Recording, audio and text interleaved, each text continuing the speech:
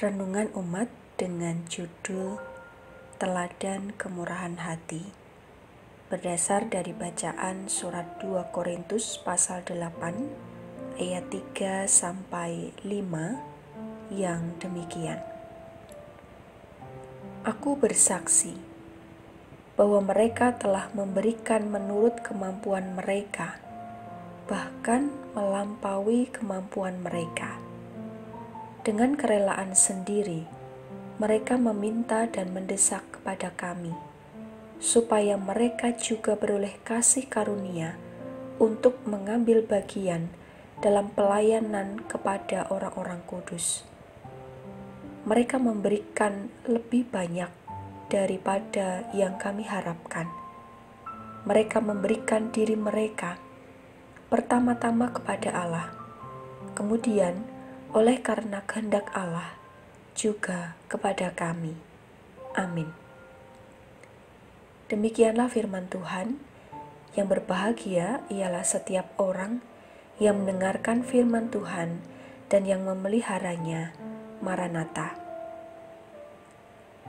Bapak, Ibu, dan Saudara yang dikasihi Tuhan, kemurahan hati atau dalam bahasa Jawa sama dengan istilah lomo, merupakan kebaikan hati, sifat kasih dan sayang, juga dermawan. Banyak orang yang lomo atau murah hati tanpa harus melakukan hal spektakuler ataupun memberikan sesuatu dengan nominal yang banyak. Seperti hal sederhana misalnya, dalam tradisi di daerah pedesaan yang mungkin masih ada sampai sekarang, sepulang dari jagong manten biasanya mendapat angsul-angsul atau oleh-oleh berupa roti bolu sekotak. Kemudian sesampainya di rumah, roti bolu itu dipotong dan kemudian dibagikan kepada tetangganya. Atau dalam hal lain, misalnya terkait dengan peristiwa pasca Gunung Semeru meletus, ada banyak orang yang memberi diri, waktu, dan tenaga untuk menjadi relawan. Dan masih banyak lagi contohnya. Bagaimana Rasul Paulus menasihatkan tentang nilai kebajikan ini kepada jemaat di Korintus adalah dengan melihat pada keberadaan jemaat Makedonia. Menurut kesaksian Paulus, jemaat Makedonia berada dalam keterbatasan. Dikatakannya sangat miskin, tetapi mereka mau memberikan dirinya untuk terlibat dalam pekerjaan pekabaran Injil. Rasul Paulus menceritakan kondisi jemaat Makedonia. Meskipun mereka sangat miskin, namun mereka kaya dalam kemurahan. Paulus sendiri menyaksikan bahwa mereka memberikan menurut kemampuan mereka, bahkan melampaui kemampuan mereka. Ya, mereka memang miskin secara materi, tetapi mereka kaya dalam kebajikan, dan itu adalah berkat. Mereka dengan rela meminta supaya turut ambil bagian dalam pelayanan kepada orang-orang kudus. Yang mereka miliki adalah kerelaan untuk mau melayani.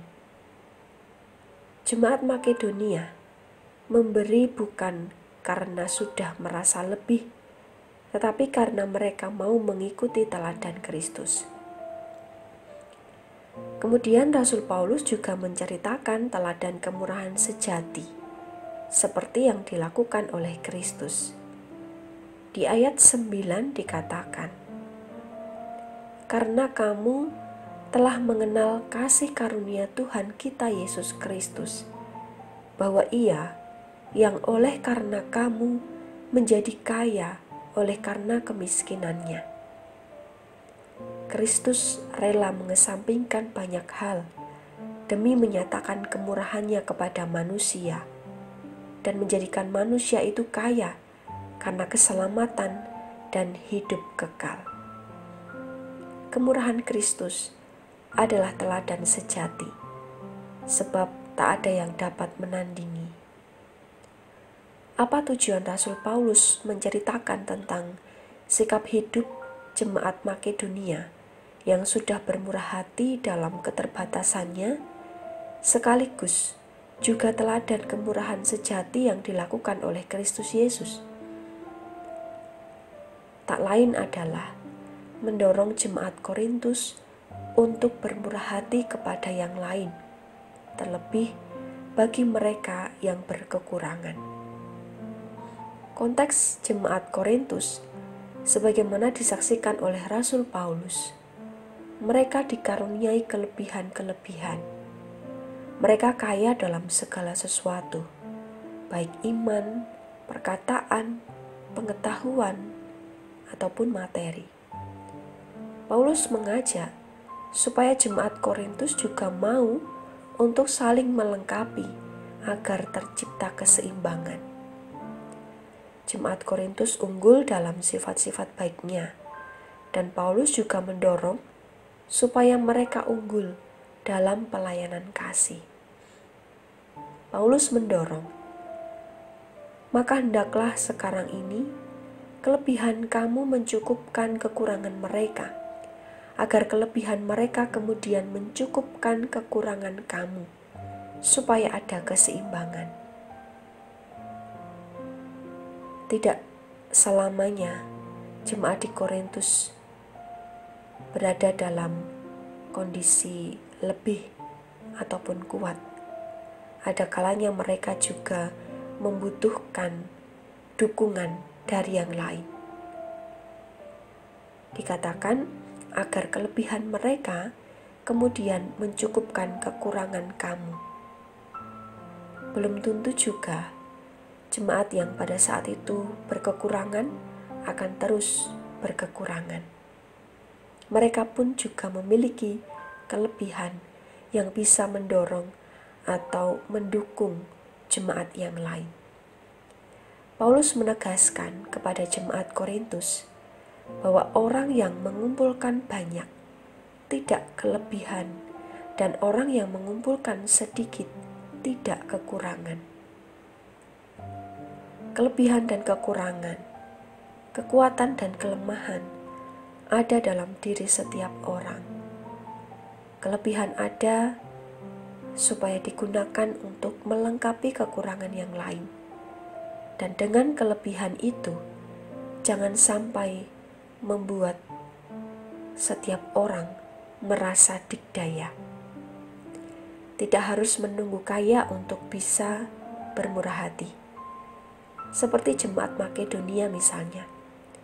Mereka memberi menurut kemampuan, yakni memberi diri terlibat dalam pewartaan Injil, atau mengambil bagian dalam pelayanan kepada orang-orang kudus.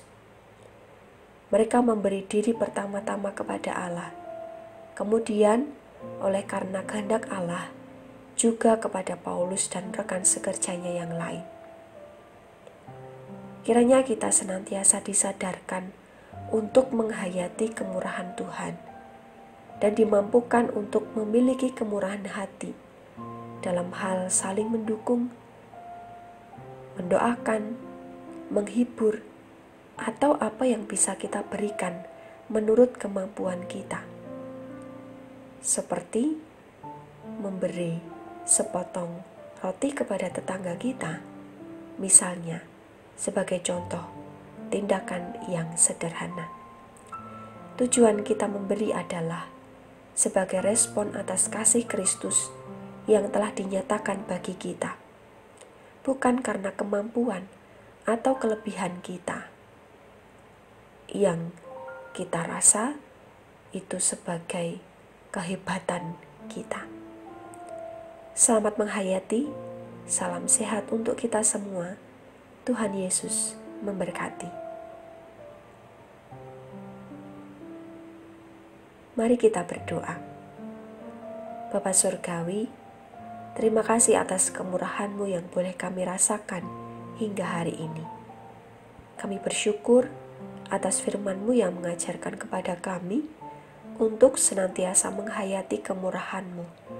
Dan kami juga didorong untuk memiliki kemurahan hati, sebab Engkau memberkati kami, supaya kami dapat menjadi berkat bagi sesama kami.